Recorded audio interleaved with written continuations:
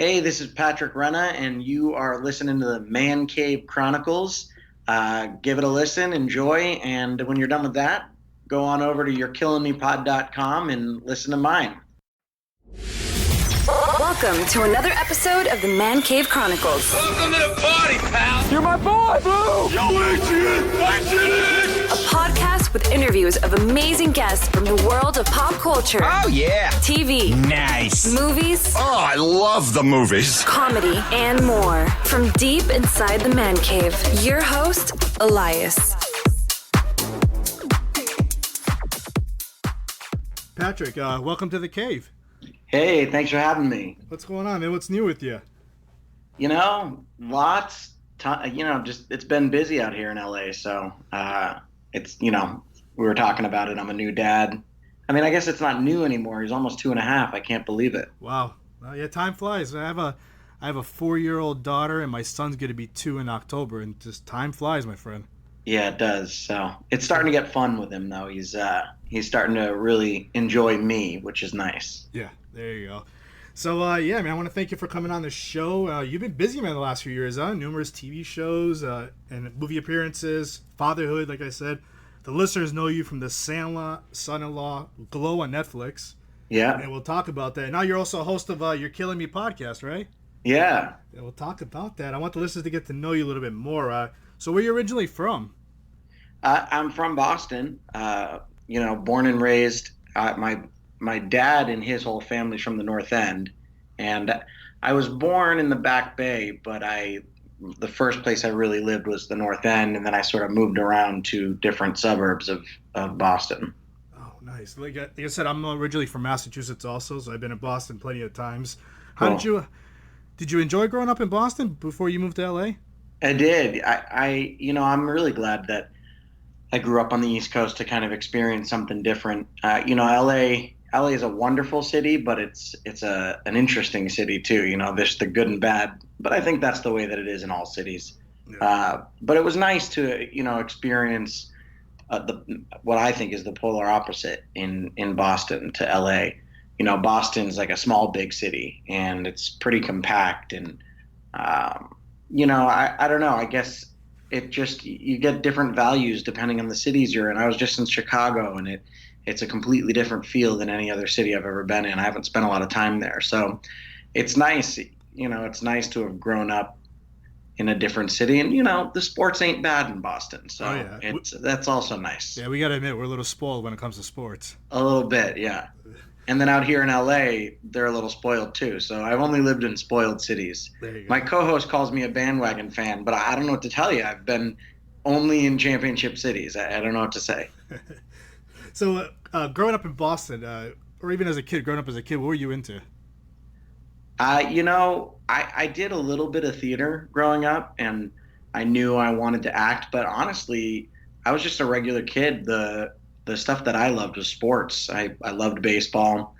If you can believe it, a 5'6" little dude actually played a lot of basketball too. So those were my two sports. I got a mean jumper. There you go. So what pursued you into acting? Was there a particular movie or a TV show that you watched one day and you're like, this is what I want to get into? I just doing school plays and different, simple things like that in Boston, and I enjoyed it, and it was something that I always knew that I loved, and just even from childhood appreciating it. And so then my mother moved out to LA, and she brought me with her, and it kind of just happened. I knew I wanted to do it, she knew I wanted to do it, and I just sort of fell into it, and it was kind of a happy accident. Yeah. How old were you when you got into the field, and how old were you like when you moved from Boston to LA? I was 13 when I came to LA. My father still lived in Boston. He now lives in Florida, but so I would go back and forth quite a bit from LA to Boston. But I came out here pretty early, and I got into school, got into sports out here, and acting. Did you take acting classes at 13? Yeah, I had been in classes for a lot of my teens and early 20s, which was fun. It was sort of like I guess that was sort of like my college. The class that I went to too was very rigorous, and it was twice a week, 4 or 5 hours. But when you would put a scene up, it'd have to, it was basically like putting a play up. So you'd put in a lot of work on off hours and things like that. So it wasn't quite the college schedule, but I would do about 20 hours a week on that, and I did that for about a decade. So Wow. Now, do you remember what was your first gig that you landed? I mean, basically Sandlot. That Okay. I did a small role on a little TV show right before that, but so I booked my first two auditions, which was crazy. I remember meeting with the agent out here in LA, and she said, "Don't be surprised if you don't work for a year." And then I was lucky enough to basically book Sandlot. Sandlot was they had already cast all the other guys, and I think something happened where one of the roles switched or something, so the role of Ham needed to be recast. And so again, it was one audition with the director, and then he told me, "Come out and meet the guys tomorrow. You don't have the job though. I don't think you have it. You need to get along with these guys." So Oh wow. I went out and I met them all, and I was bigger than all of them, so I told them they better like me, so I get this thing, and they listened. Do you Now they're all big. Now they're all bigger than me. do you remember I can't do it anymore. do you remember the audition? Yeah, I actually vividly remember it. It's funny because I have done a bunch of movies since, and I don't remember other movies like I remember Sandlot because it was my first, and I think because of how much it's meant to so many other people, then it sort of starts to mean more to me. But yeah, it was in a city called Studio City in LA, right by a big studio, and it was across the street in a casting office. And I went in there. The director was in there. Originally he had some honeymooners lines in the script, so the whole audition was just me. I think it was in the scene where we're playing I don't want to call them the bad guys, but I guess if there are bad guys of the Sandlot, it's the tigers. And one of them slides in at home, and I tag him out, and then I go, "You're out of here to the moon, Alice," and do this whole honeymooner thing. So it didn't make it in the movie, but that's what my audition was. And I think the director just really liked it and had fun. And the casting director was a legendary casting director, so she had a lot of say too. And she's not around anymore, but she loved me, and it was perfect. And they were giving me a job, so I definitely loved them. Now, when you auditioned for the movie, did you know it was about kids playing baseball, or did they try to keep that on the secret side? No, I don't think anyone knew Sandlot was going to become what it did. So there was really nothing quiet about it. It wasn't, there's always something like, "Hey, don't go spoil it, the ending or this or that." But it didn't have that sort of like Star Wars sequel, don't say anything, or Game of Thrones or any of these things. Like, it was not like that at all. And yeah, you could read the script and knew what it was about and knew what I was getting into. And yeah. So after you got the role, how did you prepare playing Ham?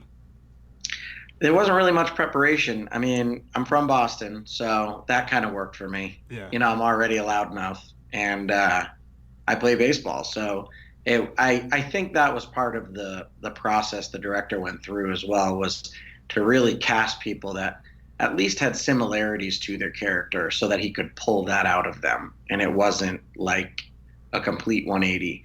The only one actually that wasn't like that was Tom Gyri, who played Scotty Smalls. And funny enough, even at 13, he was the most studied actor of all of us, and you could tell like he knew his stuff even at 13. But he was like a karate kid and cool and from Jersey and could do the splits, and there was nothing dorky about that guy. So now the Sandlot holds a special place. I mean, everybody talks about it after all these years. Like, how do you feel about that? Like, to this day, people still love that movie. It's pretty special. I kind of always say the reason people act and do these things is so that they can create something that's timeless and something that means that much to people. I don't think any of us knew it was going to be that, but the fact that it has turned into that is it's humbling, and it's an honor. Yeah. How do you feel like when fans come up to you just to talk to you about the movie and stuff like that? It's great. It's crazy that now it's like three generations. I'll now meet, I don't know, 50-year-old grandfathers with their 30-year-old son and his 10-year-old son.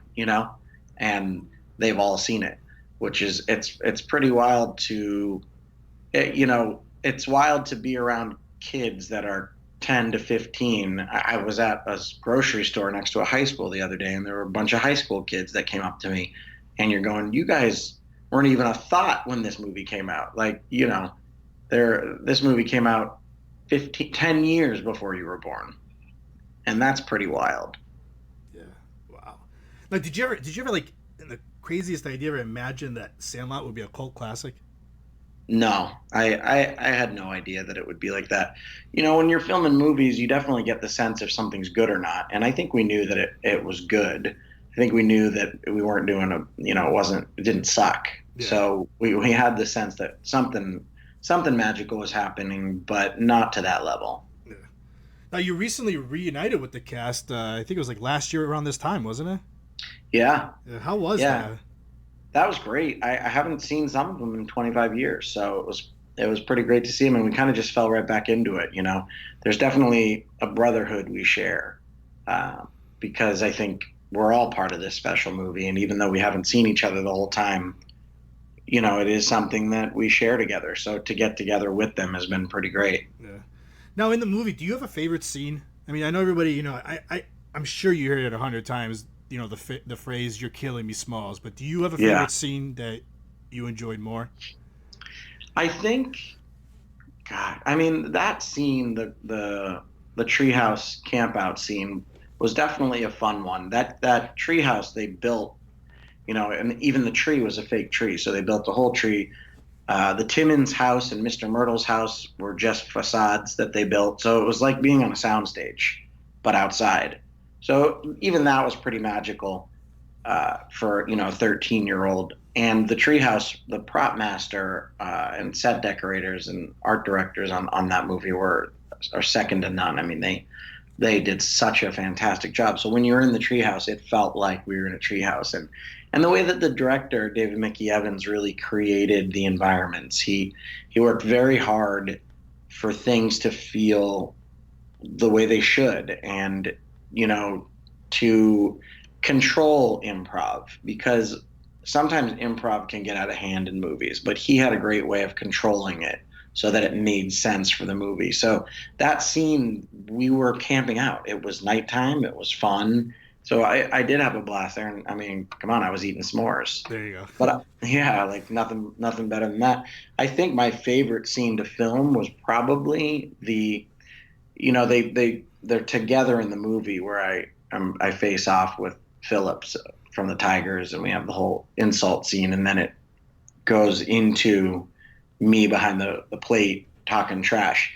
Originally the first scene, the "You Play Ball Like a Girl" scene, was written for Mike, was written for Benny, and I that morning got a knock on the trailer, and one of the director's assistants came and said, "Hey, the director wants you to do this scene." And I think it was because we had already filmed quite a bit of the movie by then, and he saw that Benny was sort of becoming this hero, and I don't think he wanted his hero to have this big cuss out scene, but he thought, hey, who could do it? It's Ham. So it was that morning, and it wasn't very hard to memorize the lines because, I don't know how hard it is to memorize pee drinking crap face, but, so that was a lot of fun because it was also just dropped on me and ended up turning into one of the more memorable scenes. And then the other scene on their field was basically all improv, but it wasn't just me improving. It was the director was in a dugout with a bullhorn,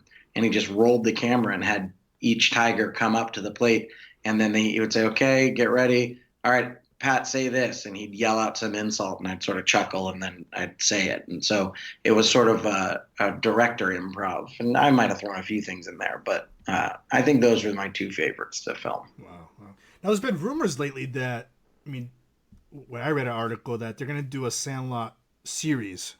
Yeah. Is that 100% now or what? Well, I don't think anything in this business is 100%, Yeah. but from what I understand, it's 99%. They pulled us all in to a meeting on the west side of LA, and we went up to Fox Television and met with some producers that are doing it, and they said it's like, pretty much a go. And Disney Disney bought Fox, and Disney has their new streaming platform, Yeah. Disney Plus. So it would come out on that. So I think everything's just on the desks of Disney executives, kind of just reading it over and make sure they like it. But they sort of told me what the concepts were, and I liked it. I thought it could be really cool. And my character has a lot of stuff with the Squints character, which I think will be fun. So, like, where do you want to see your character be without spoiling it? I mean, obviously, it would be somewhat in the 80s, and it's all of us as parents now. And then I think it would focus on our kids. So I think that would be a fun part to it, to be, Ham Porter to be a father. I also could just tell you to go watch the end of the movie, and it kind of spoils it for you. I don't think they're gonna deviate from that too much. Yeah. I think Bertram gets lost in the 60s or whatever, the 70s. And I think, Benny becomes a Dodger and Ham becomes a wrestler. And so I think there's, it might be after some of that, but I don't think they're going too far from the original idea. Yeah. It's kind of amazing. The director wrote the series in the movie. You're right. 25 years earlier. Yeah. I mean, it's all written there. Now, tell us, how much fun was it filming with Pauly Shore, son-in-law? Oh, that was a blast. He was like a big brother because I'm an only child, and that was like just my first big brother experience. I mean, I was a huge Saved by the Bell fan, so I had Tiffany Amber Thiessen on the show, on the movie, and that was just like my jaw was dropping to the floor every time she was around, and she knew it too. So she was so sweet, but I mean, I was just in love, and then I had Pauly Shore going, relax, relax, relax. You got to play this cool, and so it was amazing, and he it was a pretty beautiful experience. I was the only kid on that whole movie for 3 months. How old were you in the movie, and how old was Tiffany at that time? She was probably 18, 19. I was 14, 15. Okay. Yeah. So she was out of my league. But hey, you can still have a crush, right? Yeah, we all had a crush on her. That's what I was asking. Come on. Yeah. I think, and to be fair, it was that way. It was I that had the crush. I'm pretty sure she didn't reciprocate that crush, but I knew, we got along. But that was the thing that was crazy. Like Carla Gugino was my sister, and she's blossomed and had a wonderful career. But I had all these, people that were either would become wonderful actors, or like Tiffany had great careers, or Lane Smith was my dad, Mason Adams was my grandpa, Cindy Pickett was my mom. And these guys all had quite a bit of a career, and I knew that they did, and I was starting to get old enough to appreciate that sort of stuff. So that was a lot of fun. Yeah. I was told to ask you. You have a scene in that movie where Pauly Shore pinches your cheeks. How hard was it? Cheeks. Yeah, how hard was it not to laugh at that scene? The whole thing was impossible. It's funny actually. The audition for Son-in-Law was a half a block away from the audition for Sandlot, now that I think about it. But I auditioned for that, and I went straight to Pauly Shore, and he was in the room when I went there. And I think people already knew me a bit from Sandlot, so maybe that helped. But I went in, and he did that scene where he kind of comes up and tries to intimidate me, and I did some sort of improv that he started cracking up, and I booked it right there because of that, Have you ever run into Pauly Shore since then? A couple times, yeah. I was going to have him on my podcast too. When I started out, I talked to him. He said, "I'm in. Let me know." He said, "Get a few under your belt and then call me." So I gotta make that happen now. There you go. So last year, how were you approached for Glow for Netflix?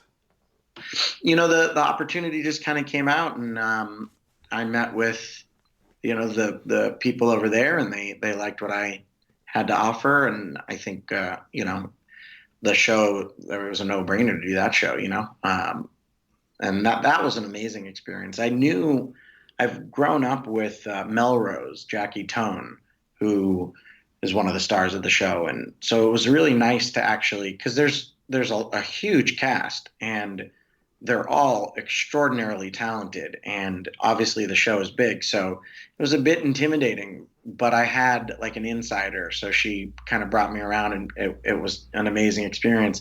And funny enough, they were all Sandlot fans, all literally every single, not the main ones, but the rest of the main characters all loved Sandlot, and that's who I did most of my scenes with. So it was a lot of fun. Like and I was a huge Glow fan, so we fanboyed out with each other and fangirled out. My next question was actually going to be: were you a fan of like just wrestling growing up in the '80s? Yeah, I mean, I don't know how you couldn't be a fan of Andre the Giant and Hulk Hogan. You know, I saw him the other day. Guy still looks good, Hulk Hogan. Really? Yeah, he still looks good for however old he is. But yeah, that was those were my guys. I was a little old, I think, for like The Rock. I sort of lost interest in wrestling when The Rock came out, but now I more know him as Dwayne Johnson and love the movies he does and Ballers and things like that. But I wasn't into wrestling, I think, at that point. I was more of the old school. Yeah. Yeah. Nothing's going to be like the old school ever. Yeah. No way. So, and now you host a podcast. How did you decide you wanted to start a podcast? It's just it's a lot of fun. I have a good time. I do it with two really good friends of mine, and it's a sports and entertainment podcast, but it's sports for the casual fan, and because that's what we are. We don't get into like deep analytics and things. It's just I love all sports. My co-host loves all sports. Our third co-host, we call him the sports dork, so he doesn't know anything about sports, but it makes for some good hilarity. Yeah. It's on my phone. I've listened to it at work and everything. Yeah. I mean, it's great. You guys argue a lot too. Yeah, we got to, right? I mean, because I know you're always pushing how you're a huge New England fan and everything, and they get mad at you. Well, it's because I say that my loyalty lies with New England. However, I'm not an LA hater, which I think nobody can comprehend. But I've been in LA for 20 years, I know. I grew up with watching these guys and all. This Kobe and Shaq ruled the city, and it's kind of hard to not appreciate that. And then with the Patriots, I haven't lost any love for the Patriots because there was no football team in LA for 20 years, so I had no one else to root for. So it's been Patriots all the way, and now the Rams are here, and but I'll go to a Rams game, and I'm just not that guy that will go to a game and will wear the opposing hat and piss everyone off. That's just not. I don't do that. Was it this past summer you went to Boston again? You went to Fenway to a game? Yeah, I went to Fenway. I think that was only the second time I'd ever been there. I went once as a kid, but I went there with my whole family. I brought both sides, dad's side, mom's side. Hadn't seen them in years, and the Sox won, which was great. We had some nice seats behind home plate, but then my dad and I went to the Green Monster and watched the end of the game there. Yeah.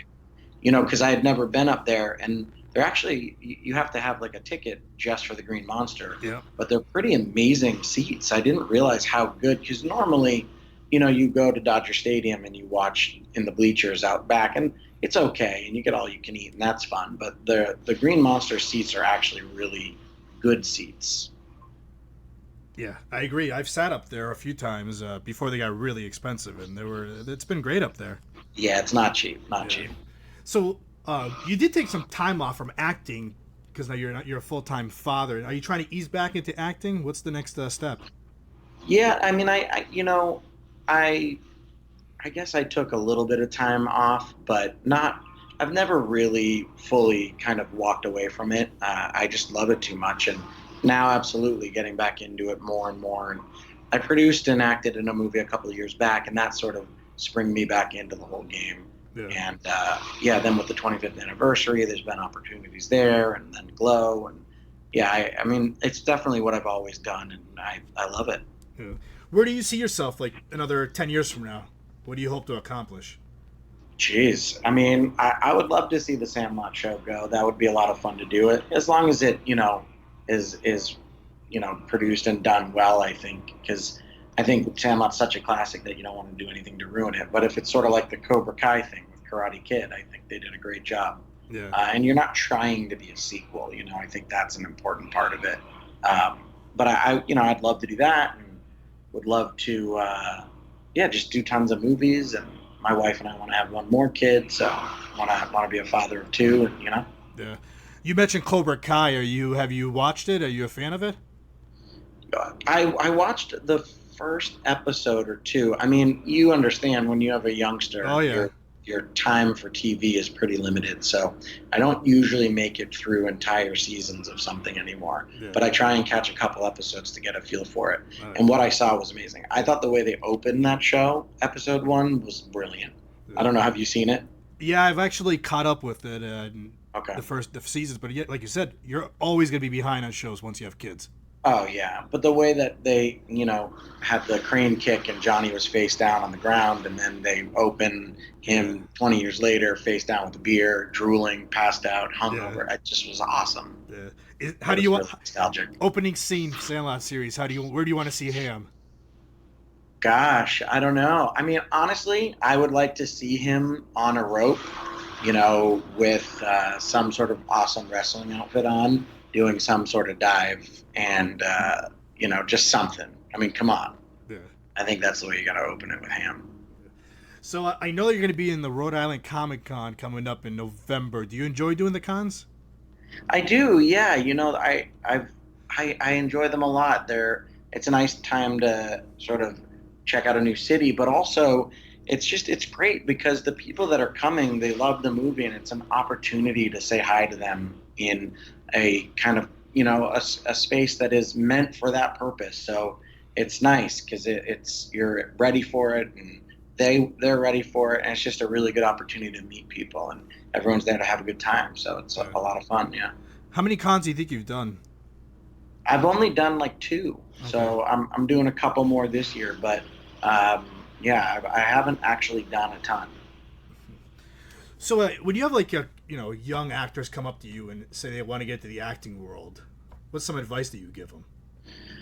I think, I loved a piece of advice Bryan Cranston gave once, which I thought was really good, which is that, you need to put everything, all of you, into something, and for the audition process, say, and you create something that is yours and that is a story you want to tell, and you give it your all, and then at the end of that, you don't think about it again. You leave it at the door, you move on, and you basically end off, and whatever happens, because at that point it's out of your hands.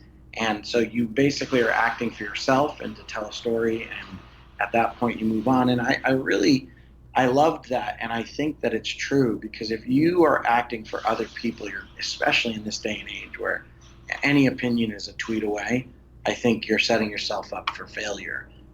You have to do it for yourself and for the art of it, and then you do have to just drop it and move on. Especially in the audition world and in Hollywood, because sometimes things are completely out of your hands, and you may not get a job not just because of your talent, but because they want a blonde or a brunette or a redhead. It could be that simple. Some boss could be like, nope, we need this, and it doesn't. So at that point, it is out of your hands, and as long as you've done your job, I think that's all that is important. Yeah, that's interesting. Yeah. What is one fun fact that you want the listeners to know about you? About me? Whoa. God, that's a tough one. I guess, I love telling people about the podcast because that's kind of a fun fact. Let's see, what's more of a fun fact? I'm a sick bowler. How about that? There you go. My best game's 265. Wow. Yeah. Wow. I straight bowl. I don't do the curve. I just straight bowl. Oh yeah, that's what when I used to bowl with my friends and everything. That's all I did. Yeah, I'm really good at those games: pool, bowl, ping pong, all those stupid little games. Well, not stupid, So you've done plenty of interviews. What's one question you wish you got asked at interviews that nobody ever asks you? Oh gosh. I don't know. I mean, I've done interviews. I feel like I've been asked a lot, so yeah. I've never thought about something I wish I was asked. I don't think I have anything. It's all right. So You're pretty social on social media. How can the listeners find you on social media? Just my name, at Patrick Renna, on Twitter and Instagram. And then you can go to the show, you'rekillingmepod.com, and that takes you to any of the places that you can listen to the podcast. It's, it's everywhere you can listen to a podcast. Do you try to release episodes every week on the podcast? We do. We basically release Sunday night for your Monday morning drive. All right. Yeah. Is there anything else you want to tell the listeners before we end this? No, I mean, yeah, give it a listen and enjoy. And I think we'll both be waiting for that new Sandlot show, and we'll enjoy that when it comes out. Yeah, I think I'm looking forward to it. And when my kids get older, I want to play them the Sandlot, and I want to. Hopefully the series will be out by then too. Yeah, I think the age is about 5 to 6 that you can start with the Sandlot. Yeah. So your daughter's almost there. She's almost there. She actually played T-ball this year for the first time, and she had a blast. Oh, amazing. So yeah, you'll see. You'll have fun doing that stuff. Yeah, can't wait. So, Patrick, this was fun. Thank you for coming on. Yeah, thanks for having me, man.